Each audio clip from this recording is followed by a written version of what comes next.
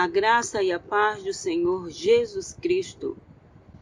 Faz um bom tempo que eu não gravo estudos e pregação, mas eu sempre estava com desejo ardente no coração de trazer uma palavra da parte de Deus para os vossos corações. Mas aconteceram muitas coisas e eu passei alguns meses sem gravar, sem trazer estudos para o canal Crescendo na Graça de Cristo.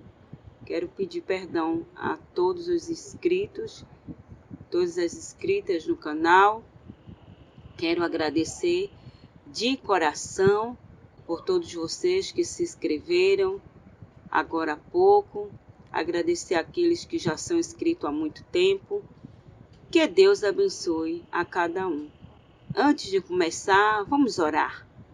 Pai bendito, Pai querido, Deus amado, obrigada por esta noite, por este momento, onde o Senhor me usa pela sua graça e misericórdia para trazer uma palavra do teu coração, das Escrituras Sagradas, para os ouvintes, para os inscritos, para a tua igreja. Ó Pai bendito, que esta palavra possa nos fortalecer, nos animar, nos edificar, nos ajudar a te servir melhor e a estar firme em teu caminho. Senhor, meu Deus, eu peço que o Senhor venha visitar a mim neste momento, a minha casa, a minha família, a minha vida e a vida de cada um inscrito. Abençoa, Senhor. Visita nesse instante, visita neste momento. A cada uma, Pai, eu não sei o problema deles. Ó Deus, se for doença, Tu és médico dos médicos. Se estão perdidos, Tu és a salvação. Se estão sem esperança, Tu és a única esperança. Ó Jesus, seja lá qual for o problema, Tu tens a solução. Vai ao encontro de cada um inscrito neste canal, ou de cada um, Senhor, que está ouvindo neste momento esta mensagem, esta oração, mesmo que não seja inscrito no canal, mas que possam receber da Tua parte libertação, salvação, esperança, sentido para a sua vida. Ó Deus querido, Deus amado, fica conosco, nos cubra com Teu sangue e repreenda toda a retaliação do inimigo, Pai. Ó Jesus querido, a palavra que vou trazer hoje, Senhor, é da Tua parte, é da Bíblia Sagrada, não é nada de mim, mas é a Tua palavra.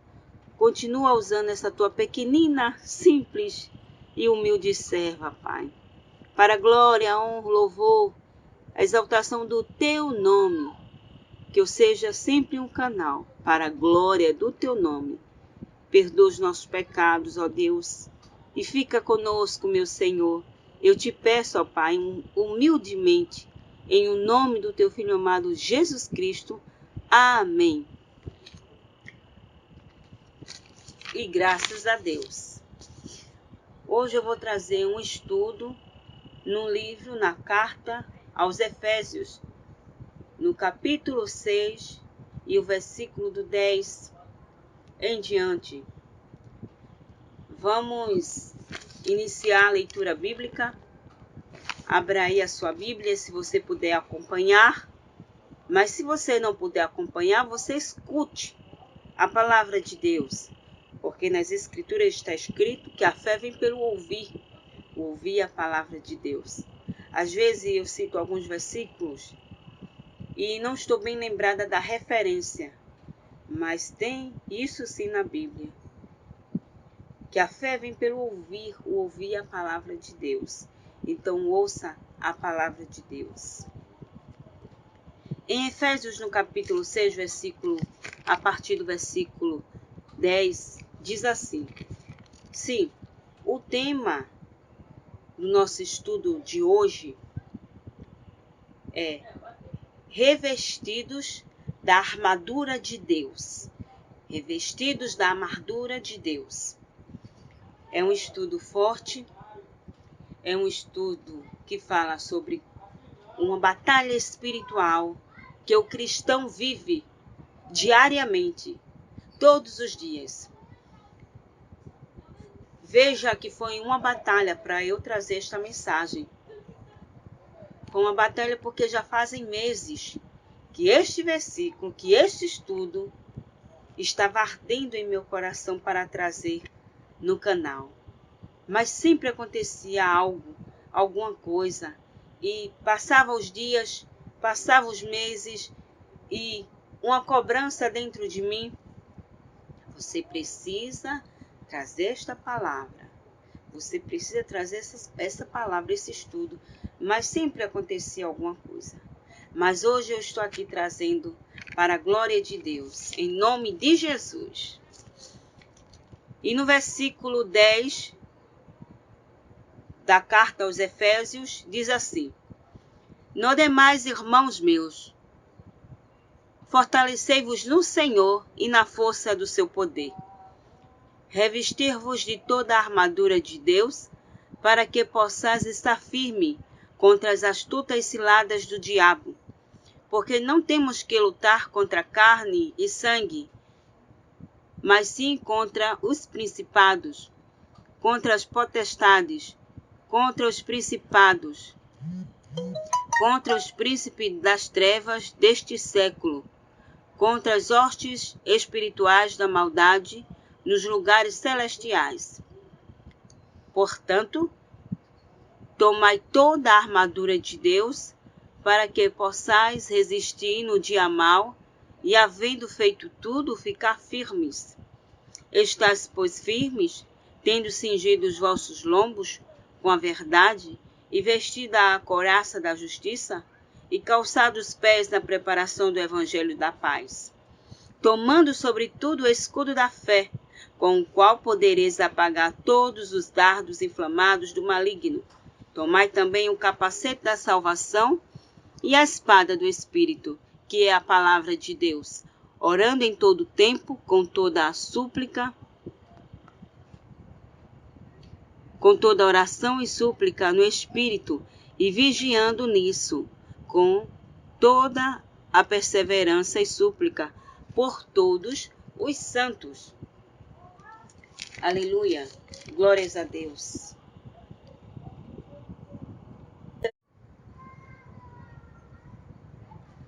Lemos aqui, em Efésios, do versículo 10 ao versículo 18, que estamos em uma batalha. A vida cristã não é uma chácara de férias, mas sim um campo de batalha. Não é uma ilha de descanso, mas uma arena de lutas. Como diz bem o reverendo Hernandes Dias Lopes, quando em sua pregação ele fala sobre vida espiritual, a batalha espiritual, que o crente não está em uma chácara de férias, nem em uma ilha de descanso, mas sim em um campo de batalha. E é isso mesmo. A vida do cristão é uma batalha espiritual diariamente.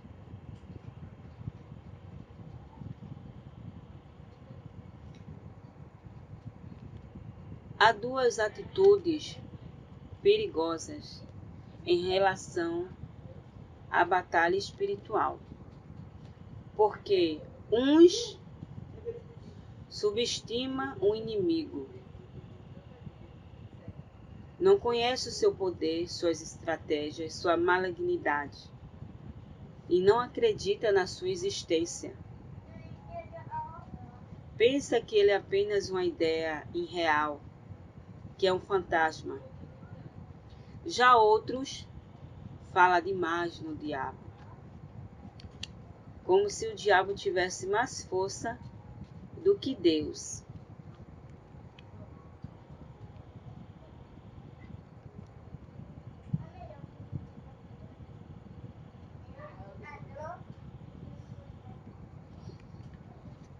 Mas Jesus Cristo triunfou sobre o diabo. E embora o diabo ruja como um leão, procurando a quem possa tragar, eu quero dizer a você que só há um leão. É o leão da tribo de Judá. Aleluias. Glórias a Deus. Vamos dar continuidade a esse estudo. Então, no versículo 10, o apóstolo Paulo, inspirado pelo Espírito Santo de Deus, nos aconselha a nos fortalecermos no Senhor, na força do seu poder. Porque mesmo quando não percebemos, há uma guerra ao nosso redor.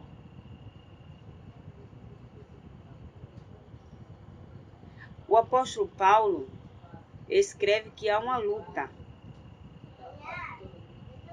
E esta luta é uma luta espiritual.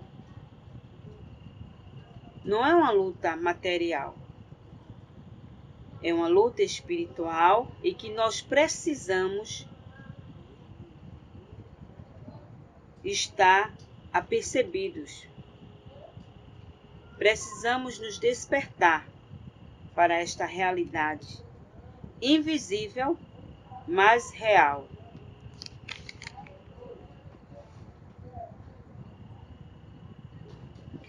Como se pode vencer uma batalha desse nível espiritual? Para sobreviver a esta guerra, é necessário estar fortalecidos no Senhor, como lemos no versículo 10.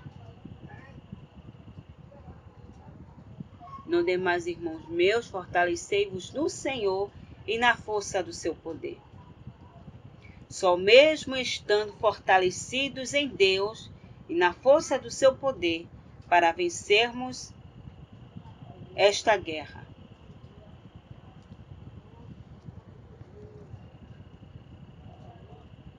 Glórias a Deus. E no versículo 11, diz assim: revesti-vos de toda a armadura de Deus, para que possais estar firmes contra as astutas ciladas do diabo. Precisamos estar revestidos da armadura de Deus, para que fiquemos firmes contra as astutas ciladas do diabo. O soldado em uma guerra deve estar atento a tudo, firme contra os seus inimigos. Assim também é o cristão, deve estar firme e atento. Não pode se distrair com as coisas deste mundo. Em Salmos 125, diz que os que confiam no Senhor serão como um monte de Sião, que não se abala, mas permanece firme para sempre. Assim também devemos estar firme na rocha que é Cristo. Aleluias. Glórias a Deus.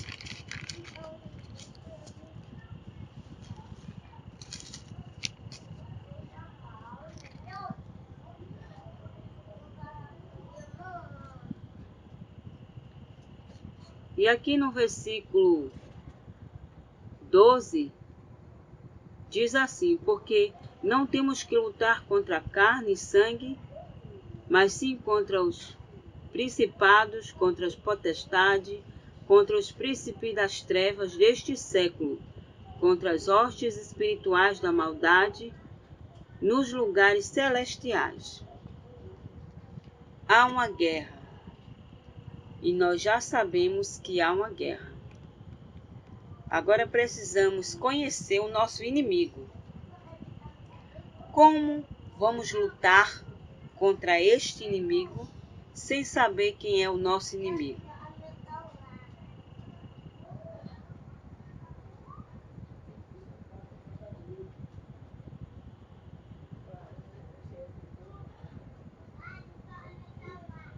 Então a nossa luta não é contra a carne e sangue, mas é contra o mal. A nossa luta não é contra o sangue. A nossa luta é contra o diabo e seus demônios. São os nossos inimigos. Eles são nossos inimigos e não as pessoas.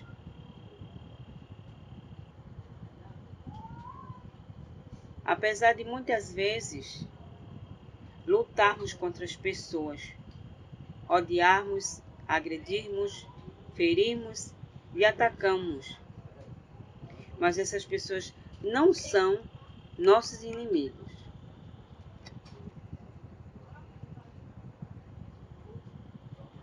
Nós devemos declarar guerra contra o nosso verdadeiro adversário, que é Satanás e seus demônios.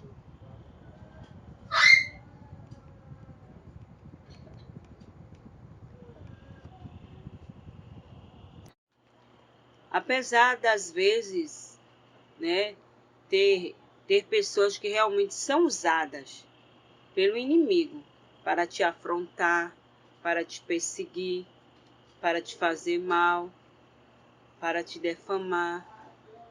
Existe sim pessoas assim, mas são usadas pelo inimigo. E aí nós devemos ter sabedoria. No versículo 11 e 12, Sabemos que temos um inimigo, e esse inimigo é Satanás. Ele é o líder.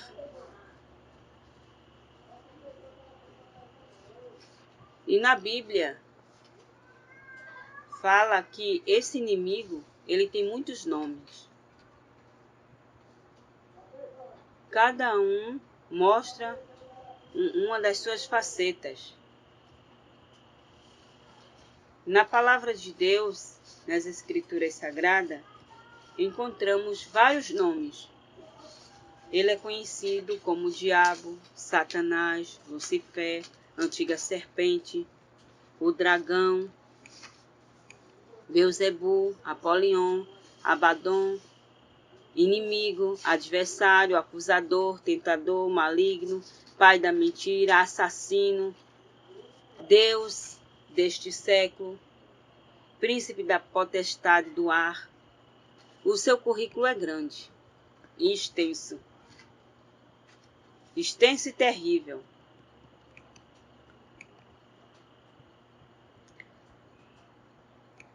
Saiba que o diabo ele não age sozinho. As hostes do diabo, o diabo não age sozinho. Existe a ordem da desordem.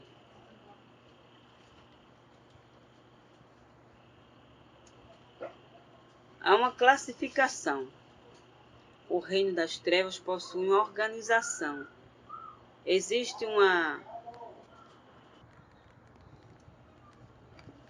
há toda uma estrutura demoníaca. Foi montada para guerrear contra a igreja. É uma cavalaria do inferno.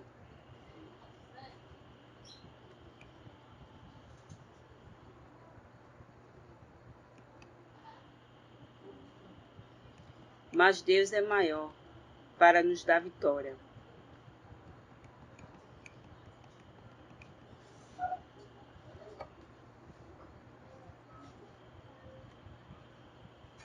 Sabemos que eles são poderosos. Nossos inimigos são chamados de principados, potestades, dominadores deste mundo tenebroso. E seu domínio é de alcance mundial. Pois na Bíblia está escrito que o mundo jaz maligno.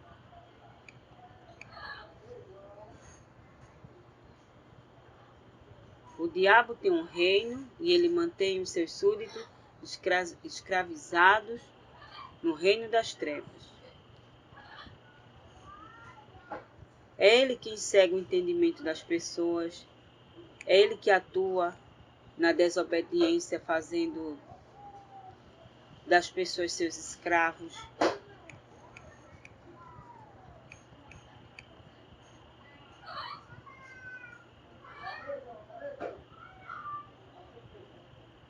Eles são dominadores deste mundo tenebroso.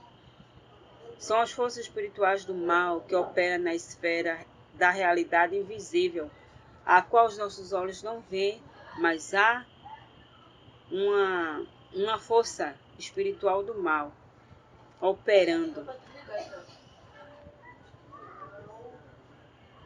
São agentes secretos do mal, trazendo morte, violência, degradação, engano, perversão.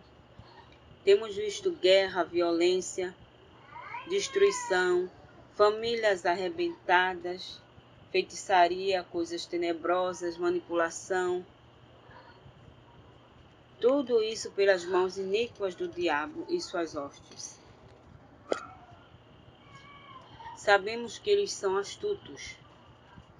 Eles usam ciladas, estratégias, métodos diferentes e se transformam até em anjos de luz para enganar. São ameaçadores como um leão e sagaz como a serpente.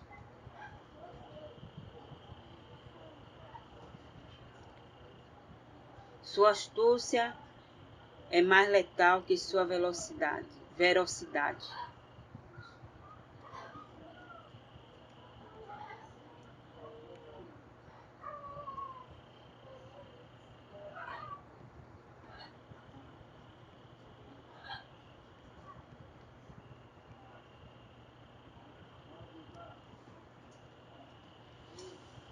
Lembramos da história do povo de Israel no Egito, onde Deus levantou a Moisés para ser o libertador do povo de Israel, do povo de Deus. Mas aí Faraó não quis libertar o povo e trouxe então 4 propostas astutas para reter o povo de Israel no Egito. Adorar a Deus no Egito não vai muito longe, deixar as crianças e deixar o dinheiro, né? Ele ofereceu algumas estratégias, algumas propostas, na verdade propostas. Adorar a Deus ali mesmo no Egito. Não precisa sair não, do Egito não. Vá, mas não vá muito longe. Deixa as crianças aqui, deixa o dinheiro, mas nenhuma dessas propostas Moisés aceitou. E nós, como cristãos, também não devemos aceitar as propostas do inimigo que diariamente está oferecendo ao cristão, ao crente, os pratos de lentilha. E nós devemos estar a vigiar, porque às vezes parece bom, mas o final é amargo. É muito amargo. É cilada de Satanás.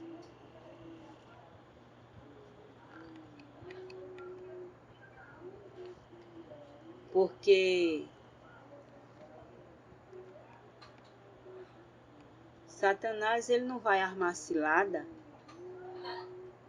ele não vai armar armadilha para pegar um passarinho que já está na gaiola.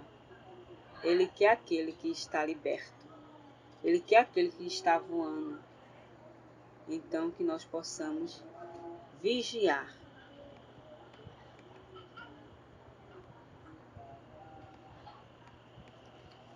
Devemos estar atentos, porque o diabo usa suas armas mais perigosas, suas ciladas mais ardilosas, contra a igreja.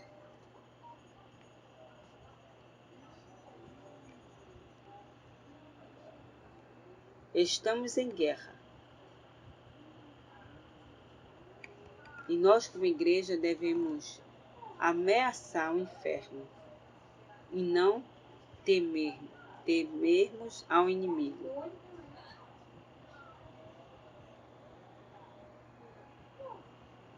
Como Satanás age, como o diabo age contra a igreja. Ele furta a palavra semeada no coração do homem. Portanto, muitas pessoas ouvem a pregação, a palavra de Deus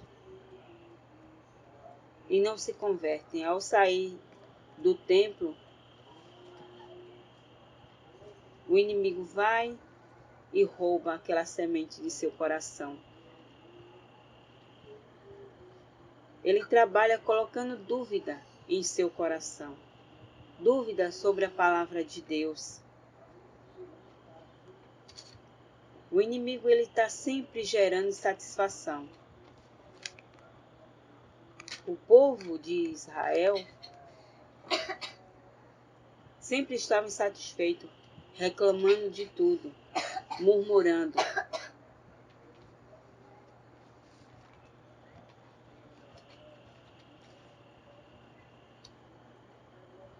O diabo ele está sempre jogando cilada contra a igreja. Ele também semeia o joio no meio do trigo. Ele coloca a gente dele no meio da igreja para trazer transtorno, contenda, disseminar heresias. Devemos estar vigilantes sobre isto.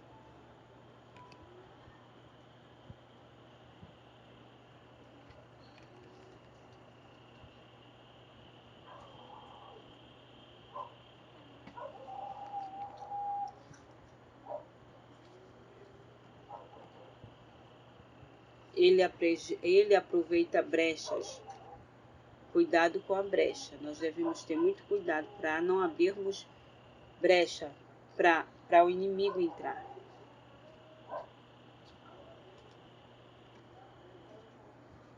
Ele trabalha com a mágoa para que não perdoamos.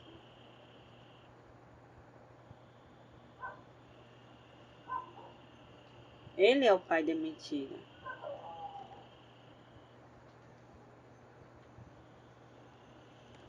E ele tenta até resistir às orações, como está escrito em Daniel 10.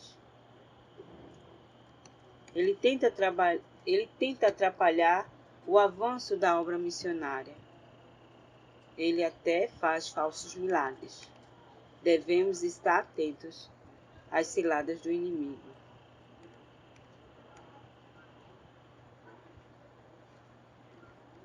Devemos estar atentos às estratégias, porque ele também trabalha sob pressão.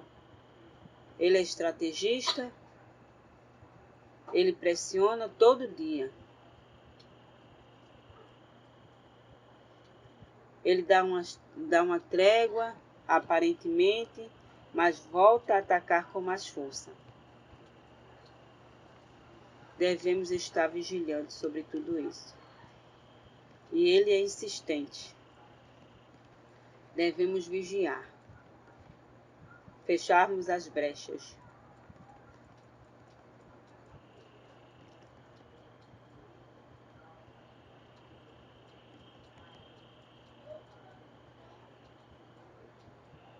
Por isso, para vencermos as armas do inimigo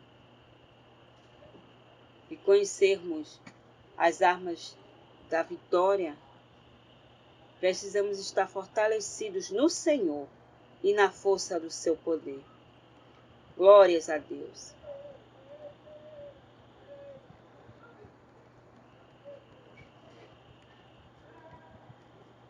O diabo não tem mais armadura, mas Deus nos dá da sua armadura. Vistamos, portanto, a armadura que Deus nos dá.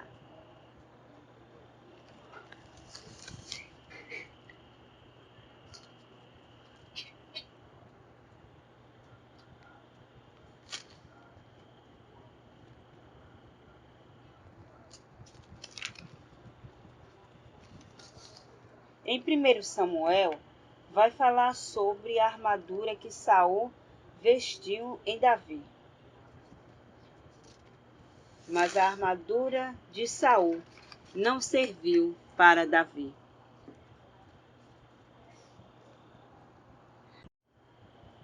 A armadura de Saul não serviu para Davi, pois a armadura era de Saul e não de Davi.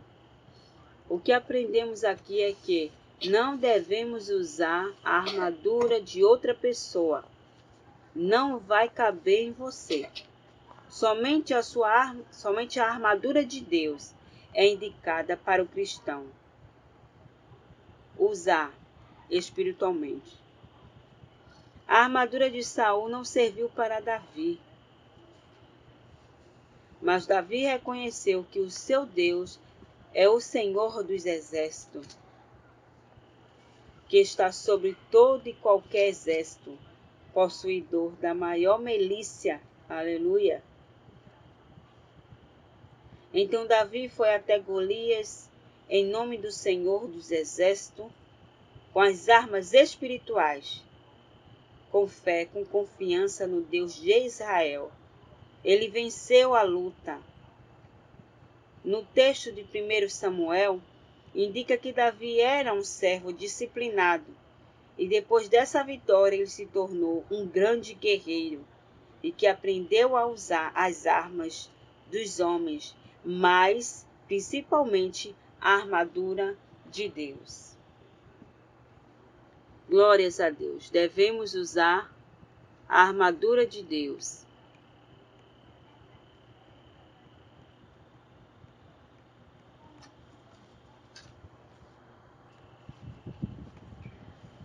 Aprendemos que nós não estamos de férias, mas em um campo de batalha. A vida espiritual é um campo de batalha. Aprendemos que não devemos subestimar o inimigo, não conhecer o seu poder, e também não devemos nem subestimá-lo, nem superestimar, colocar ele lá em cima como se fosse o Todo-Poderoso, não. Porque Deus é que é o Todo-Poderoso, e está no controle de tudo e manda até no inferno. Aleluias! Glórias a Deus! Devemos conhecer a natureza do nosso inimigo. Quem é o nosso inimigo? Que não é carne, nem sangue, nem pessoas, mas é o próprio diabo e os seus demônios. Ele é o líder e não age só. E tem vários nomes.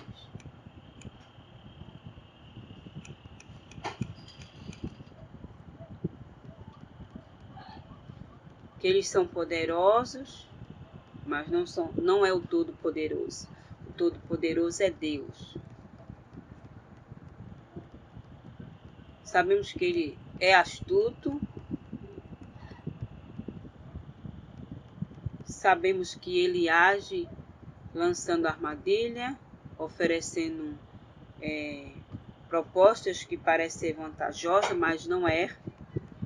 Conhecemos um pouco das suas estratégias, das suas armadilhas, e que ele lança ciladas contra a igreja.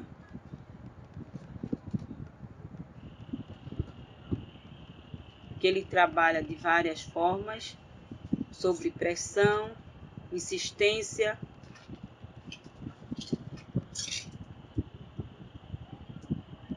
Mas que a nossa vitória está no poder de Deus. Aleluias!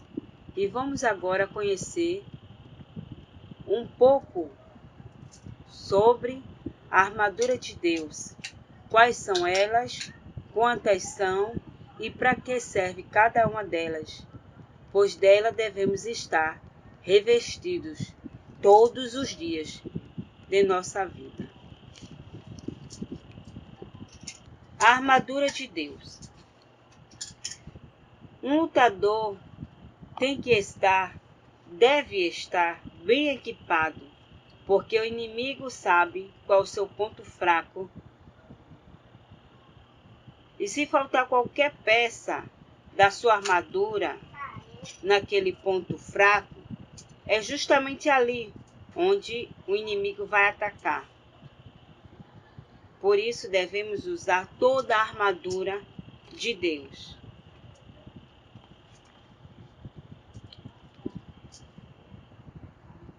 A armadura de Saul não coube em Davi. Mas Davi reconheceu que o seu Deus é o Senhor dos exércitos e que está sobre todo e qualquer exército possuidor, maior que a milícia. Aleluias. Então Davi foi até Golias em nome do Senhor dos exércitos, com as armas espirituais, e venceu. Aleluia. Vamos analisar e conhecer cada uma da armadura de Deus, que está escrito em Efésios.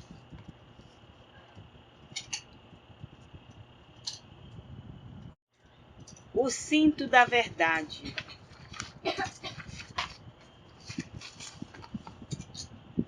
O cinto é o lugar onde o lutador prende as suas armas e as suas munições. O cinto também servia para guardar coisas como dinheiro. A verdade é necessária para o cristão, porque uma das principais armas de Satanás é a mentira. Se o cristão não estiver o cinto da verdade, não terá onde prender as suas armas de ataque e pode ficar sem elas. Nossas armas estão na verdade. Couraça da justiça. Se o cristão não estiver protegido com a justiça, justificado pelo sangue de Jesus, se houver pecado em seu coração, pode vir perfurar a couraça e correr o risco de vida. Interessante notar que a couraça protege o coração, que é o órgão vital. Como guerreiros, devemos proteger nossas emoções dos ataques que nos enfraquecem. A palavra de Deus também diz que nós devemos estar calçados na preparação do Evangelho. O guerreiro tem que estar calçado para não correr o risco de machucar os pés e ficar impossibilitado de andar.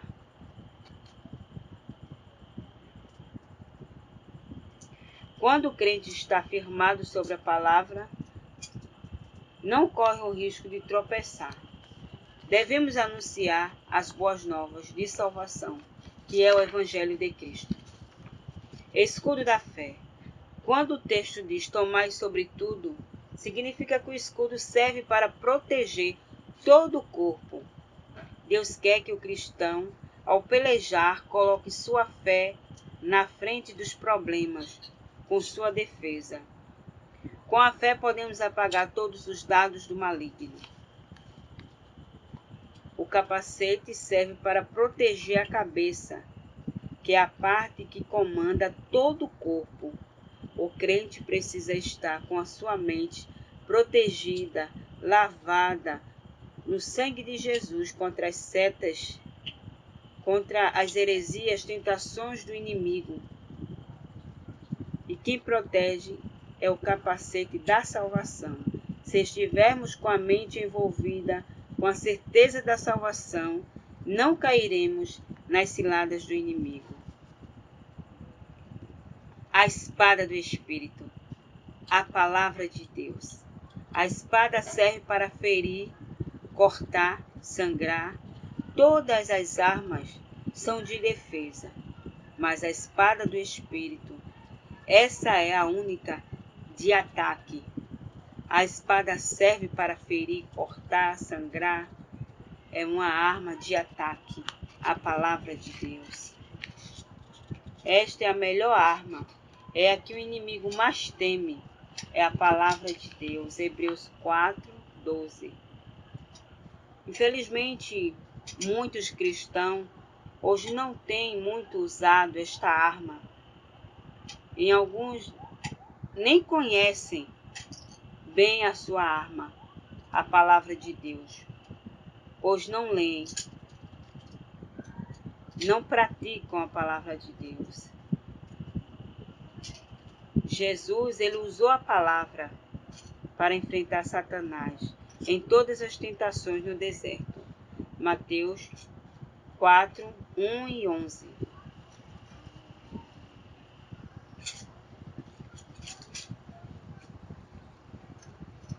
É interessante notar que essa espada é do Espírito e o servo de Deus depende do Espírito Santo para usar com autoridade a palavra de Deus. Satanás tentou usá-la contra Jesus, mas não teve êxito, não teve sucesso, porque ele não tem o Espírito Santo. Da mesma forma, nós, ao citarmos a palavra de Deus, não teremos êxito algum se não tivermos o Espírito Santo vivendo em nós. João 16:7-13.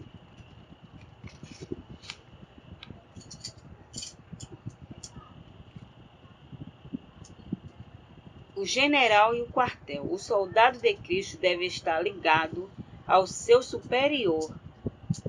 Tem que ter contato com o general para obedecer às suas ordens, com toda oração e súplica no Espírito.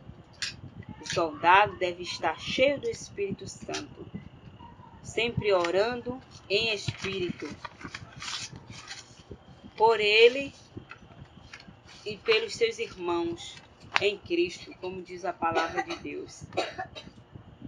Devemos reconhecer momentos de perigo, saber quem é o nosso inimigo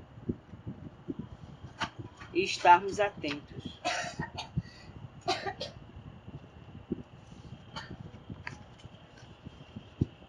E que o nosso Deus nos abençoe, te abençoe. Que você possa ter sido ricamente abençoado com esta palavra, edificado através da palavra de Deus. Que Deus te abençoe, que Deus me abençoe, que Deus abençoe nossas vidas. Que o Senhor nos revista do seu poder, que possamos estar preparados, revestidos da armadura de Deus, porque grande é a luta e a batalha, a investida do inimigo, mas maior que está em nós, o Espírito Santo, do que aquele que está no mundo. Ó Pai, nos fortifica na Tua palavra, como diz, Senhor, em Efésios. No demais, irmãos meus, fortalecei-vos no Senhor e na força do seu poder, que possamos buscar forças em Ti, Senhor, para resistirmos o dia mau. Fica conosco, cubra-nos com Teu sangue e perdoa os nossos pecados. É o que eu te peço, meu Senhor, em nome do Senhor Jesus Cristo. Fica na paz do Senhor Jesus Cristo. Amém.